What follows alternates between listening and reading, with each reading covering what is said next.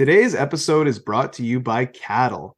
Every product launch faces a chicken and egg problem. You need reviews to convert, but you need conversions to get reviews.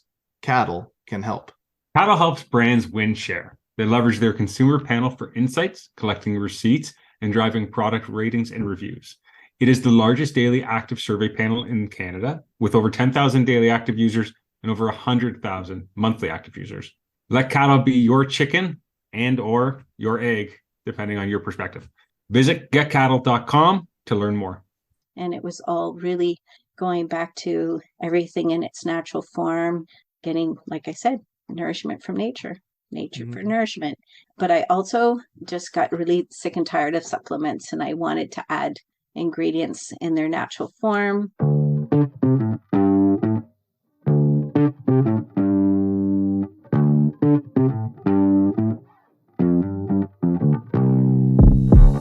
Welcome to Hearts and Carts, the CPG podcast, the podcast about the people behind the products that are winning hearts and filling carts. This cast is for anyone with an interest in the world of consumer products. We're your hosts, Justin Osborne and Alex Hill, and our mission is to bring you weekly content that helps you be a better and more informed CPG professional.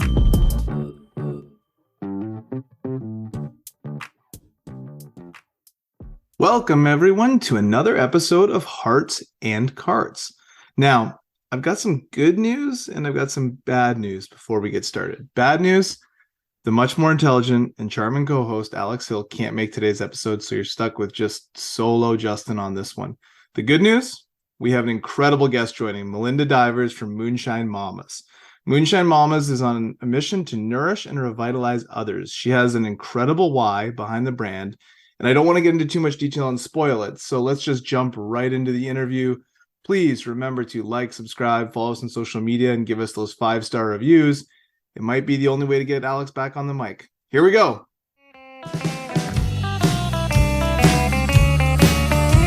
I got a gal that lives on a hill. She tends all day to her moonshine still. She's my moonshine mama. She's my moonshine mama. Mel, how are you? Hey, I'm good. How are you doing? I'm good, thanks. Nice to chat Okay. with you again. Yeah, nice to see you. Yeah, I haven't seen you since CHFA. I know, that's right. I can't see you. Oh, you can't see me? No. Oh, here, let me fix that. Ta-da! There you are.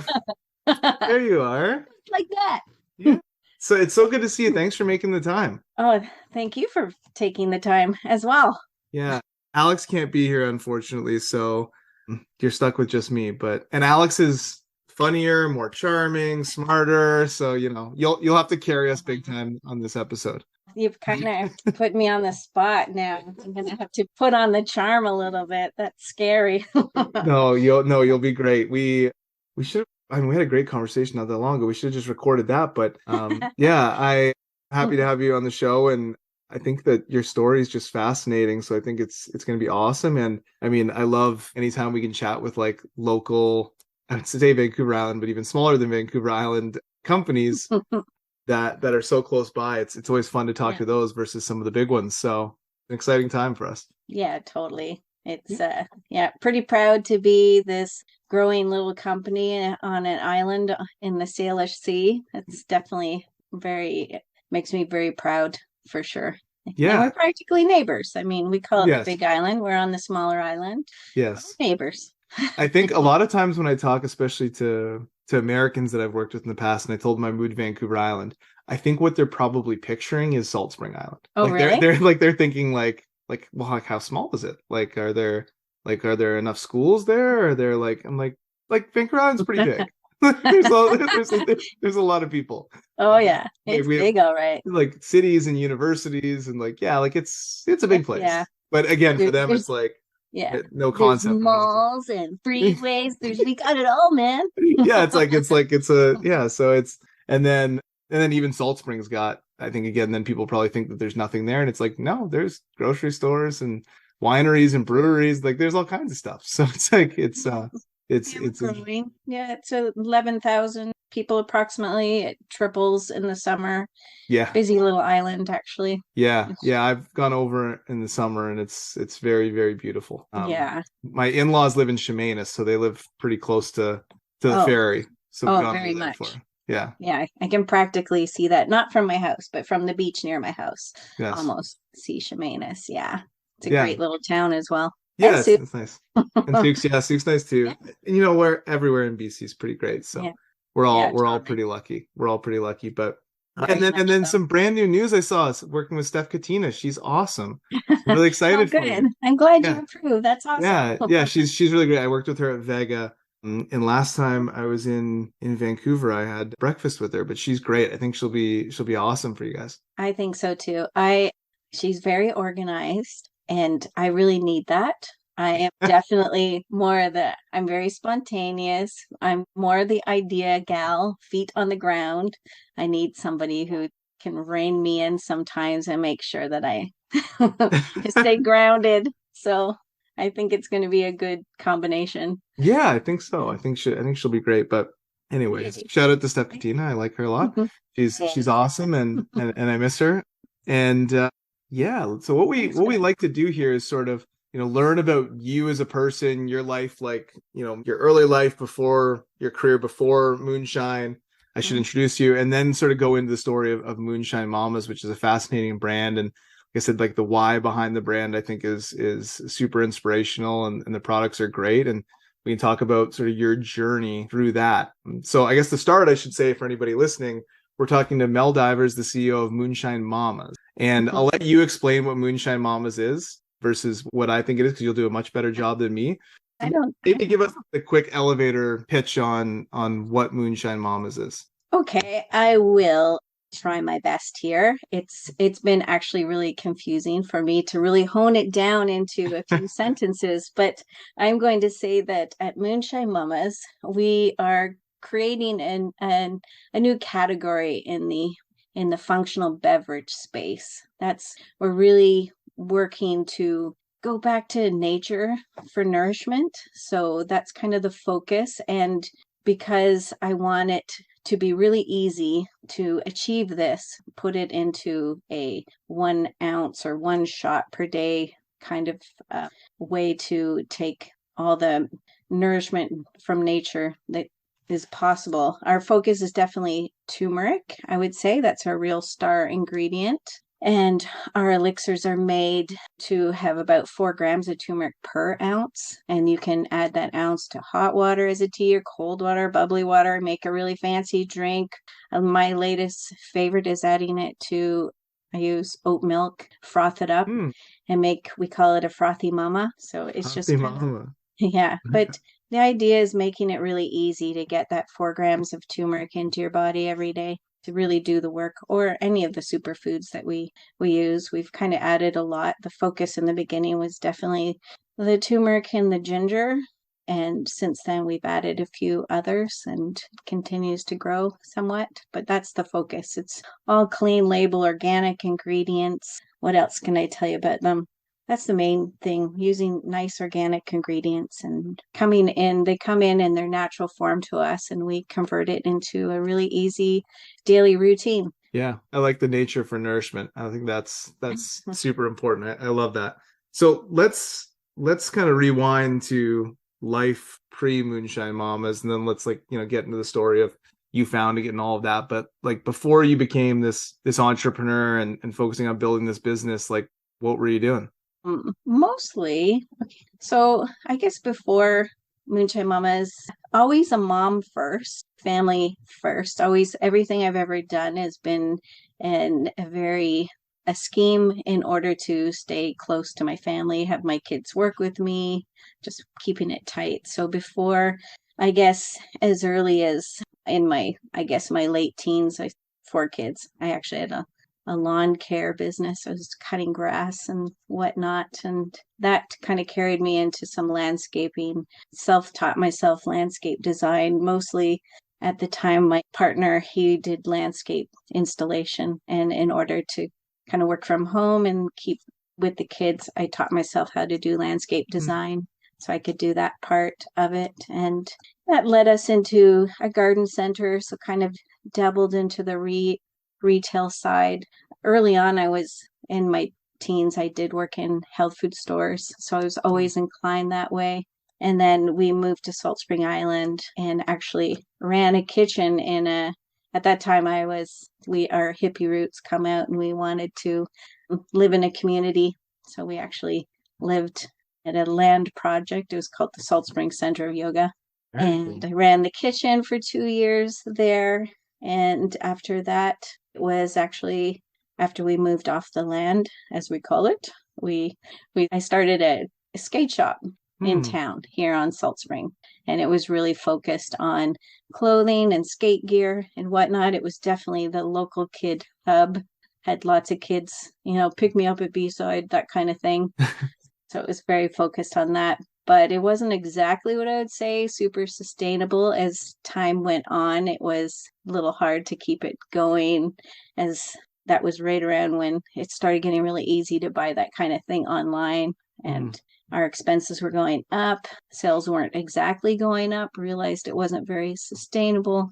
And so actually it was really after I actually got sick and diagnosed with cancer and went through a year of dealing with that while my daughter ran the company. And when I came back after about a year, I really tried to get my heart back in it, but I really wasn't into it, I realized, and I felt like it was contributing to the stress in my life, and stress is not good when you're trying to have a healthy lifestyle.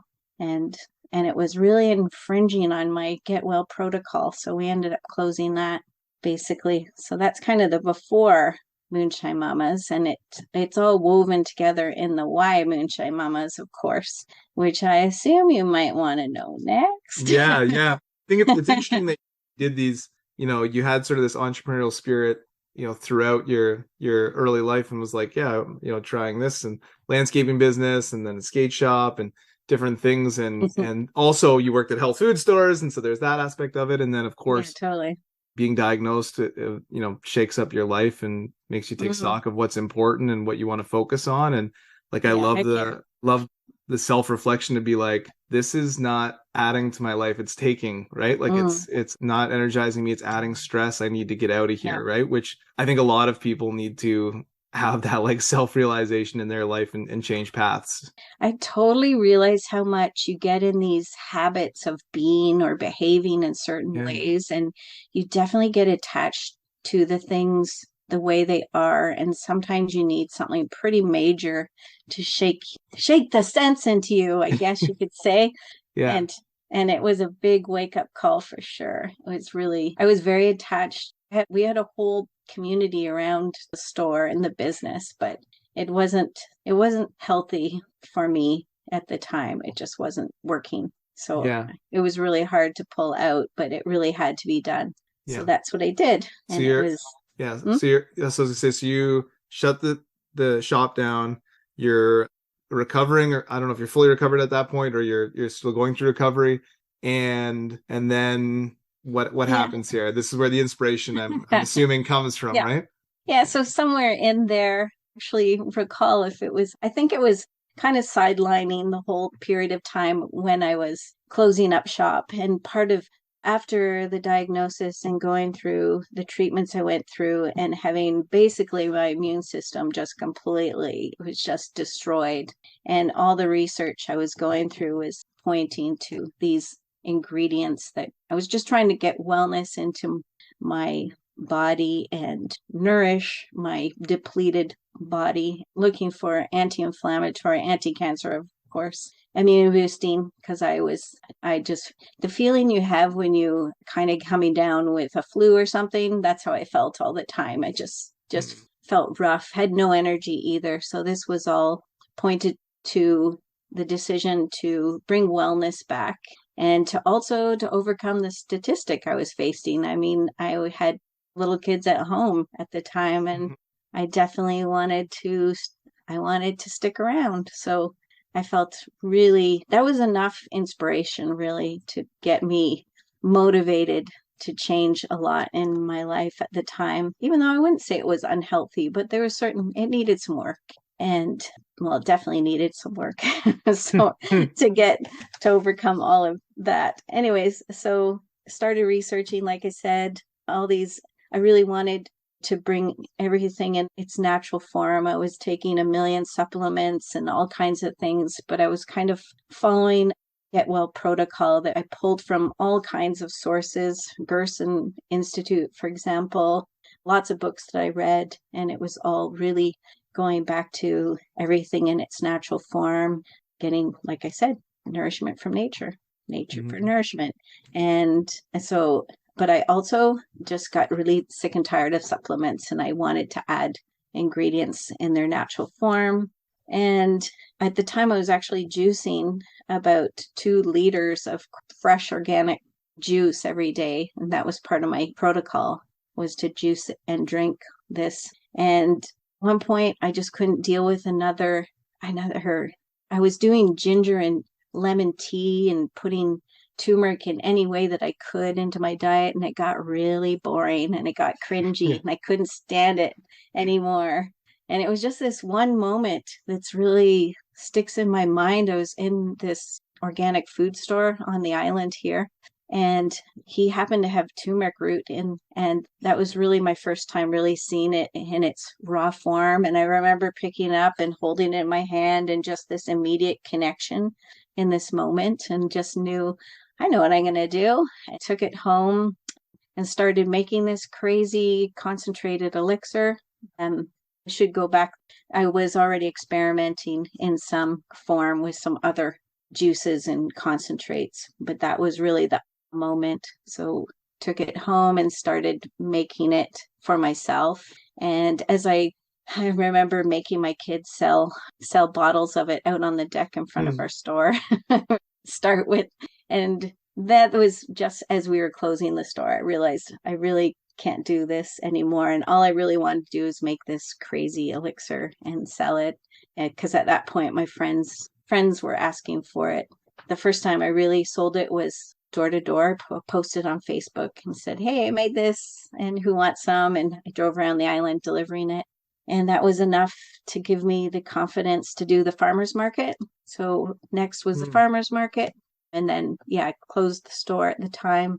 And then just put myself fully into just making and selling this stuff through the market for that first year, and into stores by that fall, and then into stores on Vancouver Island by that fall as well. And then we just kind of grew organically, really, for the first 3 or 4 years.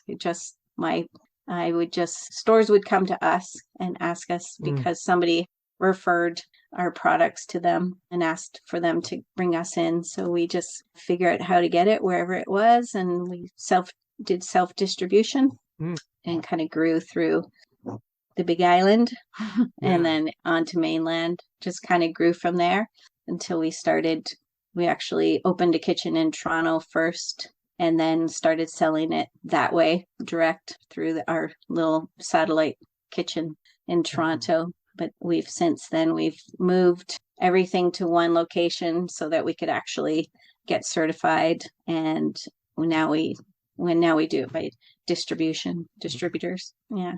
So no distributors, brokers. You were building it, through word of mouth and sending it out yourself and visiting stores on mainland and on the island, and totally like that. That's very impressive. Like I think it's tough on Vancouver Island. It's from Salt Spring. It's even tougher, I'm sure, right? Because you got to go from the island to then the mainland, or I guess fly. But it's impressive to be able to do that and build that strong of word of mouth with the product. Yeah, it's pretty crazy. And I mean, we started it from nothing. I had no money after we closed our store. I actually had a hole, so that was motivation too. I put everything through a credit card for the store, and then of course when the income stopped, I just had the credit cards of debt left.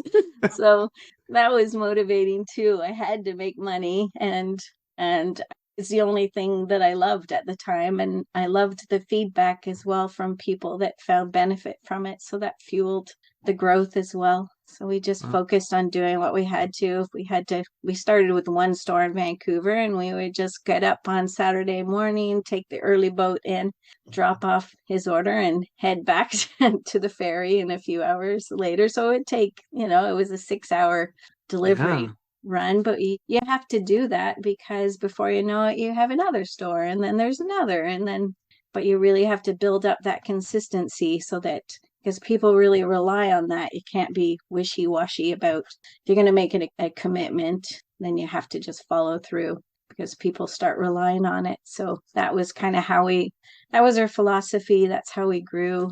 And through the market, I just make a certain amount and we'd take it to the market and we'd sell out, and then I'd take that money and I'd go back and I'd buy twice as much, and the next weekend we'd go back and we'd sell out again. And so we kept rolling it back in, basically. Thank goodness my partner was still working at the time, so we lived off him. While I grew it. Hey, and I paid off those credit cards, by the way. It took me a full year. But I did it.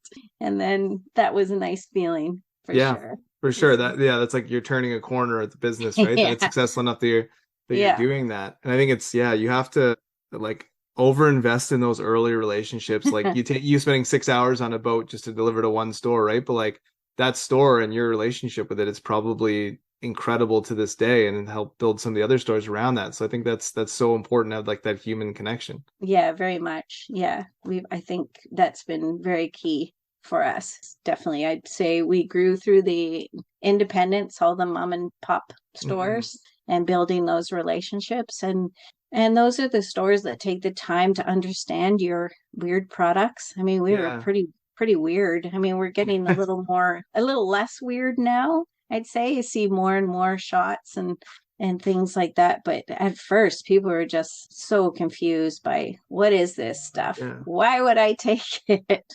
Anyway, especially they'd turn up their nose when they said it was a turmeric elixir, and they'd be like, but then worked to our advantage that it became, right when we started, turmeric started really being talked about a lot in the media about all its benefits. And that's also been really important to us, is everything that we put into our elixirs, we like to have some science behind it, make sure that there's actually something proving the benefits. So that's been really great for us. That kind of became mainstream a little bit, I would say.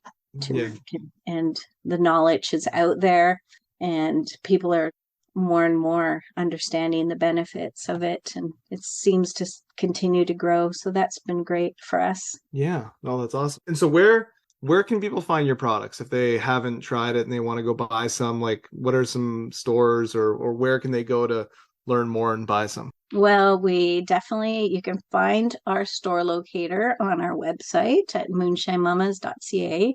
We're very available throughout BC in particular, because that's the region that we've obviously been operating in the longest. So we're in lots of the independents, like I said, throughout Vancouver Island and mainland. So all the definitely Country Grocer and Red Barn markets and Whole Foods market, and on the mainland, the Nature's Fair stores. And we're throughout Sobeys now, throughout mainland and the island. We just about 7 months ago moved into Save On Foods and babying that, because we want to make that really successful. And then we're across Canada now, distribution throughout Canada. So in Toronto, still pretty strong at a lot of those, again, the independents, like the Big Carrot and maybe Summerhill Markets, and gosh, really bad at remembering everyone, but Nature's Emporium, lots of the stores across. And we're kind of trying to fill the gaps now that we have good distribution with our distributors, trying to fill the gaps. We do ship direct as well. It was really our mission since day one has been to make the best product available, and especially make it to anyone who finds benefit from it. So trying to find ways to get it to everyone. So that's why it was really important for us to open up direct consumer distribution as well. So we've been doing that, figured that out during the first year of COVID, I guess. And I guess the other thing that's really important about ours elixirs that I like to point out is we make them with all organic ingredients, like I said already. And we also activate the ingredients. So that's a really important process that makes the turmeric, it's locked in a molecule until you put it through a process of activation. So we do that. It makes it 2,000 times more absorbable, but it's very water soluble. So it exits the body very quickly. So combining it with certain ingredients to make it bioavailable has been instrumental in making it really work well. So it'll stay in the body for 24 hours until you take your next shot. And even things like the combination of adding lemons was very strategic because lemons contain quercetin, and quercetin's a bioflavonoid that contains an enzyme that blocks an enzyme in our bodies that blocks the absorption of turmeric. That's a tongue twister, but and at any rate, very strategic in making it really effective and really a profound effect on the body, really, especially if you're looking for the anti-inflammatory benefits. So a lot of our customers are using it for chronic inflammation like arthritis, for example. But most illness stems from inflammation. So any way you can get, you don't have to have an excuse like arthritis. It's just these days we all need to do what we can to reduce inflammations. It's just a part of life in our lifestyles because we don't have time to spend making really good food. We eat too much sugar, caffeine. We're not active enough. All of those things are very accurate for me. Yes, very accurate. I drink too much coffee, I have too much sugar, I don't exercise enough. Yes, I have all of those problems, and as I age, they're catching up to me. Yes. Yeah, we don't sleep well. All those things. It doesn't help. Yeah. We actually brought out one of our flavors is sour cherry. Now, sour cherries have anti-inflammatory benefits as well, like the turmeric. But another cool thing about sour cherries is they have naturally occurring melatonin. So I always call that our night elixir. So everything, pretty much everything in our elixirs has to have some kind of benefit, really. Yeah. That's awesome. How did you? I'm just curious. How did you learn about the science behind all of these things and how different ingredients work together and how to make them active in your body and discovering new things like cherry and what it can do for you and knowing that that'll help with I feel like, is that just something that you're passionate about and you researched a lot and it's just a part of your life? Is that something that you took courses? How did you do this? Because I would imagine if I tried to make an elixir like you, I would not be able to make it taste good. And you have. So you've done some incredible work on the food science side of it. Well, most of it comes from, I guess the first thing for me was trying to figure out the dosage of the turmeric. And I am not a scientist. All I have is Google and a really old Ayurvedic book on Materia Medica, I guess it's called, and it was helpful in helping me because I had no idea when it came to that part how much. I mean, my first batches were just, let's just add a bunch. Trial and error, right? Yeah, but adding a bunch isn't actually that beneficial because it's really, you don't need a bunch to make it work well. That's the beauty of turmeric. It's about the right amount, and it's about the consistency of taking it every day. And also, like I said, the activating the turmeric and making it bioavailable. That's what makes it work, not take a bunch. And it's came down to, with my research, it was 4 grams of turmeric, and that's activated turmeric so that it's, like I said, 2,000 times more absorbable. So I just played a lot in the kitchen and just kind of with a calculator and trying to figure out exactly how much I had to put in to each batch to make sure that each ounce would have the right amount to do the right amount of work. So that's what it came down to. So what a time we live in, being able to just Google stuff and find endless information. It's crazy. It's true. Yeah, I feel like you're using it for more useful stuff than I am. I use it to settle arguments with my brother about sports. but there's no more arguing. You just find the answer. It takes 5 seconds. So yeah, it is Yeah. it is interesting. No, I would imagine like, yeah, the trial and error that must go into that to finally sort of crack the code on the product must have it's got to be daunting to start that process of figuring that out. Well, I had good motivation. Like I said, it was Yeah. 100% selfish motivation to start with. I was not thinking at the time at all about Yeah, starting true. this business. I would say that as I got well and I was making it and started selling it in the market and saw the potential, then that was definitely I was still working on the formulation at that time. So it was still, I think it took probably, I'm going to say the first 2 years, I was playing with it, trying to figure out the right dosage and how to make it just right and the whole activating it and that whole science of it. There's also like part of the process of making it bioavailable is having an oil that it binds to. And so we use coconut oil, organic coconut oil. And that was kind of challenging because it's a liquid. It's like when you put oil into things, then it floats on the top, how to get it to bind in there. So that was kind of a fun challenge that I figured out and can't tell you how. But I did it and I was so proud because that was really, yeah, because I was on a budget. I didn't have the money. Like I said, I went into this owing tons of money in my credit cards. I didn't have the money to go hire food scientists and everything else. So I just kind of had to learn and figure it out and keep going, keep building on it and make it better. That was my strategy, Yeah, basically. I mean, the selfish motivation at the start paid off for yourself and for now the product. So I guess that works, right? I mean, you couldn't be more invested than that. So maybe that's a great way to start, right? It's like, and just shows that like how powerful the product is and how much you believe in the product because you were using it for that specific reason to help you. And now you're sharing it with other people to help them, which I think is really awesome. Yeah.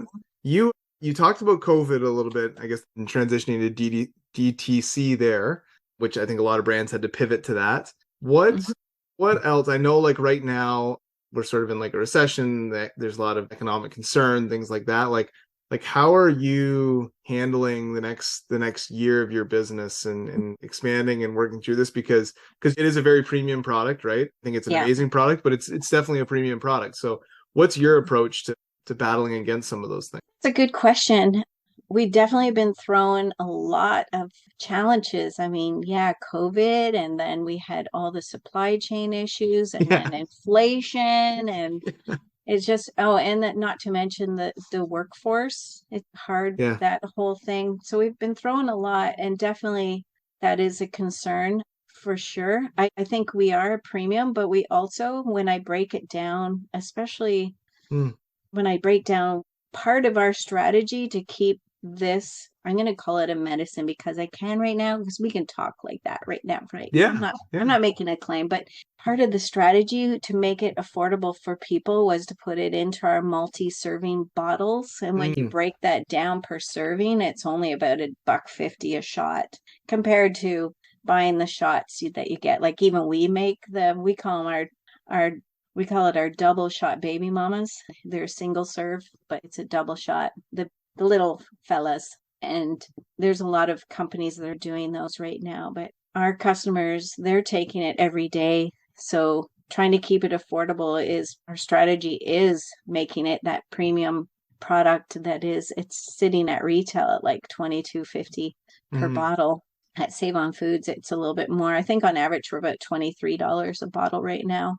But there's 16 servings in there, 16 shots. So that breaks down to about $1.50. So I guess our strategy is to make sure that we're really going to be focusing on calling out what differentiates us from our competition and really make sure people know that. And comparative to even if you go in and you buy tablets or whatever supplements, it's actually, we're pretty comparable when you break it down.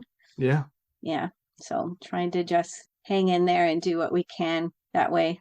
Yeah. I think Yeah, the larger bottle. There are a lot of shots now on the marketplace. They've, I feel like, exploded in the past year probably. But there aren't a lot of the larger bottles that have the multi-serves in them. I thought when I saw your brand for the first time, that sort of occurred to me that was fairly unique to Moonshine Mamas, and I think that's a great approach as we go into that, because you're right, it's so much cheaper for the consumer on a price per serving basis. The value is absolutely there. $1.50 is not a lot of money, right, every day. So that's very doable, right? It's cheaper than coffee. So it's totally.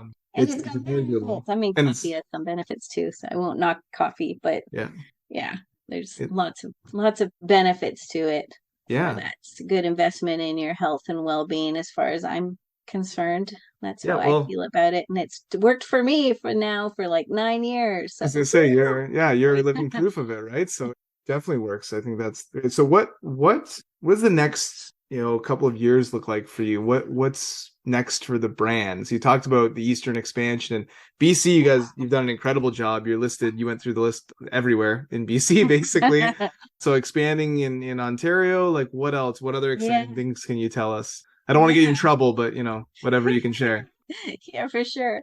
Yeah, we're going to continue our growth, and again, going back to our mission, getting it into the hands to the people that get benefit from it. So we just kind of follow where we get called, I guess you can say. So we get any of the emails and people calling out to us on Instagram or whatever. We kind of just but that's our motivation to keep moving to those. So continue that growth, and we will be launching in the US. We're all set up to get moving. I won't give too many more details on that until it's a solid plan, but we are set up to start that. We also will be launching on a few other channels that are kind of, we've been working on that for years now. We have some out in the market, but we're doing a relaunch, kind of redoing some of our ready to drink. And so that's pretty fun and exciting. I'm really super geeky about that right now, actually. Having a lot of fun getting that ready. So that's kind of the direction we're going right now. We're just going to keep spreading the love and the elixir. Love it. I love it. One shot at a time. At a time. I love that. That's great. I'm excited now to see what new things come out.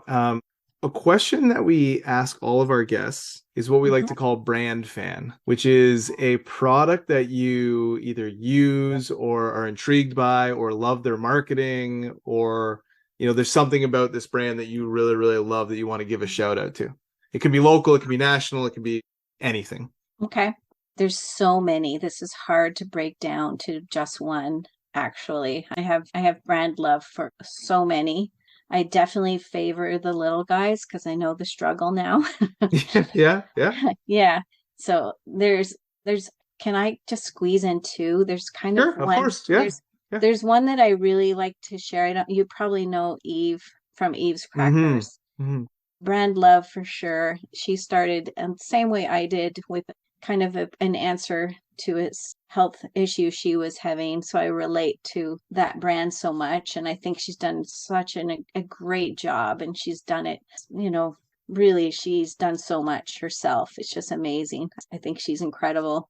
And I think product's incredible. And the other one that really sticks out these days to me is a small company out of Nelson called Nelson Naturals. And she makes her whole mission is to get rid of plastic in the landfills from toothpaste. So she's making these incredible in a jar toothpaste. Also, she crush and brush. She actually came up with this idea to put them in these little tablets, and you literally crush them on your brush and brush. But her whole focus is just to get rid of waste at the landfill and reduce consumption of the plastic. And so I think that's pretty cool, and she's just beyond her years, and I just think she's really cool. That's all. Yeah. I haven't heard of that one. I've got to do some research on them. That sounds really Tiana. Yeah, that sounds very interesting, right? And it's a category that I think could use some disruption there. So I'll have to check that one out for sure. Those are two great ones. I'm glad you shared two. Good. Thank you. I appreciate that. Those are awesome ones.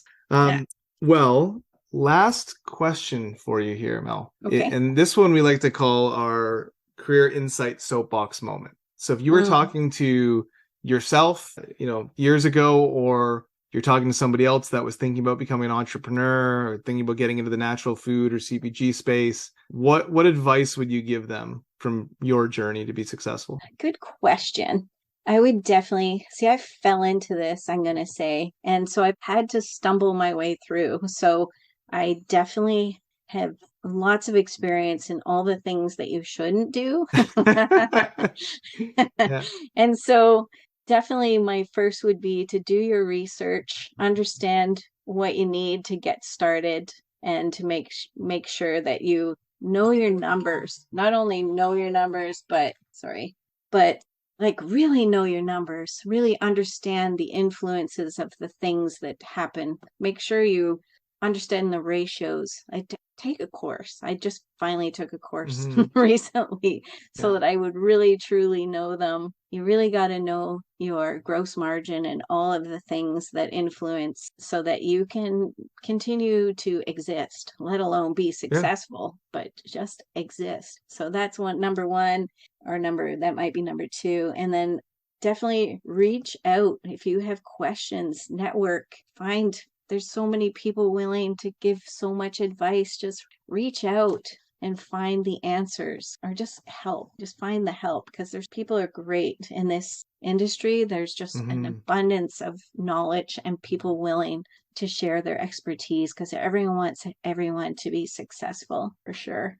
And I guess the only other thing is really be thoughtful in your hiring. You really want to collect people that share your invested in your mission, and that's really important, because it takes a lot of energy when you're having to deal with issues in the workplace and whatnot. So just really, everyone's got to be really on the bus and working together. Those are kind of my main takeaways, I would say, from my own experiences from all the numerous. I'm grateful I'm still here.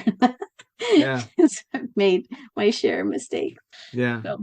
Well, no, I think that's fantastic advice, right? I think we're talking about the economy slowdown, knowing your numbers can be so important. I think that the health food industry is like somewhat unique in how, like you mentioned, like friendly and open people are to having conversations. And I mean, walking around CHFA and just like chatting with people, and like people just sharing their story and being open, and like, yeah, call me if you want this, or like, I think that's pretty special. And people like hugging instead of handshakes and all kinds of things like that just makes our industry pretty unique. And from the outside looking in, you might not know that. So people are really willing to chat with you if you reach out to them. So to me, that's one of the huge things, because like you said, you've over the years probably made a bunch of mistakes that are going to be repeated by another founder and another founder and another founder. Yeah. And if they just talk to you, they might avoid them.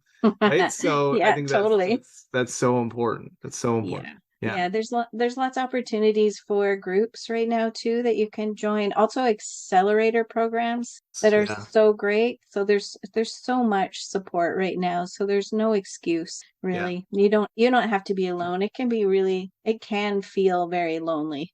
And so if you're feeling lonely, reach out. There's so much knowledge out there. Yeah. Find it.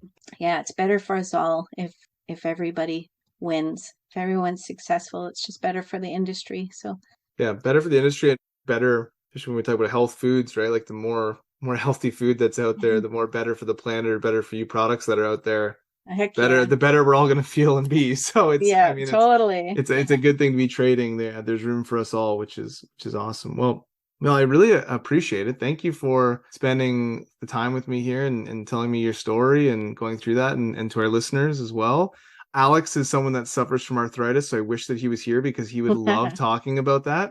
He talks about it on every other pod that we record pretty much, which is kind of funny. But so of course this one he's not here for. But I appreciate you taking me through that. And hopefully some point in the future I'll be on Salt Spring and come check you out. But yeah, really appreciate it. Hope to see you at the next CHFA East, or at least at CHFA West, the following one, and we can catch up there. But thank you so much for your time. Oh, my pleasure. Thank you. Definitely. We'll connect soon for sure. All right. Thanks, Mel. We appreciate it. Have a great night. You too. Cheers. Bye. Okay, bye.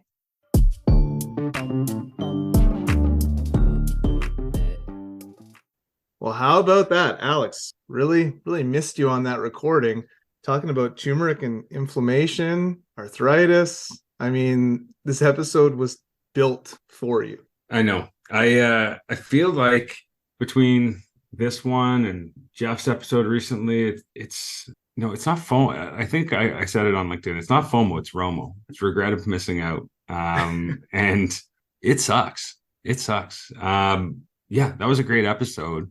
Mel's business is awesome. I think, lots of great stuff in there, and just like really a genuine, cool business in person overall. And, I think some of the things she said about looking for people who are brand fans and also, knowing your numbers, those things completely agree. But for me, like one of the big takeaways is just resilience. Like Mel is such a resilient entrepreneur, and you listen to her story and her journey, and like, I mean, first of all, she's a cancer survivor, which is like a type of resilience, I don't know, and many people can't even understand, but taking on business after business, from like the skate, first with like the skate shop and then into this, it's a remarkable story. And I love the authenticity to what she does, and at the same time, I think it's a really thoughtful and like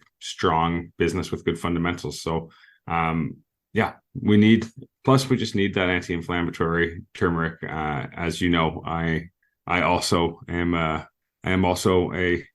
dependent on that. So yeah, it was a great conversation. Sad to miss it. Yeah, it's amazing hearing from it. And we were at we as in my wife and I were at Market on Millstream just the other day, and we bought the little elixir shots, and my wife tried it and immediately was like, "Are those big bottles just a bunch of servings of the little ones?" It's like, "Yep." She's like, "Okay, I'm going back in and getting one of those bottles." So now we're on the train. We're having the shots every day. Hopefully avoid flu season. Hopefully feel a little bit better in our joints. And so just really, really excited to continue down that path. She's just a great person. I think it's amazing starting a business from Salt Spring Island. I live on an island, but it's a much bigger island, and even that can feel a little bit isolating. Salt Spring is so much smaller. To be able to scale and do what she's done is incredible. And we're so fortunate to meet her when we did at CHFA together, Alex. And Jackie Fox actually is the person that told us to go check her out. And so shout out to Jackie Fox. But loved the product right when we tried it, and just knew there was something special there. So really glad that we got to meet with her and chat with her. And sad you missed this one, but she just shared so many cool stories. I loved it. I gotta say, like the one part where she's talking about like taking the boat to deliver to one customer in Vancouver. Is like such an awesome story of like someone starting a business, and just like show, like I loved like when she's like, people depend on you. Like they start to depend on you. And I think that's also such like a important thing for all of us to remember. Yeah, she's really over investing in like those early relationships and built those brand fans, and it's clearly worked. Well, guys, if you're still listening, thank you. We really appreciate you. And if you haven't already, follow us on either LinkedIn or Instagram, and you'll see when we release episodes. Keep up with us, know what's going on. If you haven't, throw us a 5-star review on either Apple Podcasts or Spotify. Those go a super long way to getting the word out about what we're doing here, sharing the experiences of people in CPG.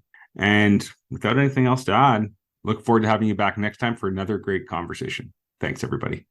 Bum, bum.